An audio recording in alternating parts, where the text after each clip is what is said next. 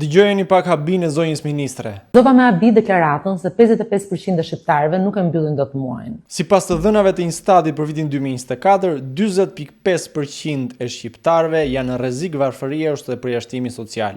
Kjo do të thotë se kanë të pamundur të blejnë mjete bazike si rrobat, ilaçet, të paguajnë faturat, të blejnë ushqim dhe veshmbathje. Nga ana tjetër, të dhënat e Eurostat tregojnë se Shqipëria ka rrezikun më të lartë të varfërisë në Europë dhe sa dyfishi i mesatares së BE-s është 21%. Ministria habitet edhe pse duhet ta di se janë rreth 700.000 pensionistë të cilët jetojnë në pensione urie, se të rinjve mezi u del rroga që marrin për të paguar qiran dhe se punëtorët po largohen nga syt këmbët me çfarë të munden, me letra ose me gomone. Atëhera është për të habitur që 55% e shqiptarëve kanë të vështirë për të mbyllur muajin. Seanca plenare në kuvend e ditës së djeshme supozohet që pjesë të diskutimeve të kishte edhe problematikat e ngritur nga vetë zgjedhësit, po për ato nuk pati kohë. Dhe përfaqësuesit e dy grupeve parlamentare PSPD ranë dakord që hallet e popullit të shqyrtojnë muajin tjetër. Në 2 minutshin tim të kohës doja të flisja për 17 minatorët e Spaçit që janë pushuar kolektivisht nga puna dhe të cilëve nuk u njihet sindikata,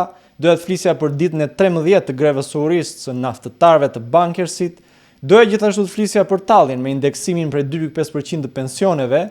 Megjithatë nuk mu dha mundësia. Sidoqoftë, ditën e njëjtë në orën 10, Lëvizja Bashk organizon protestën e pensionistëve para dyerve të parlamentit. Ne jemi me popullin.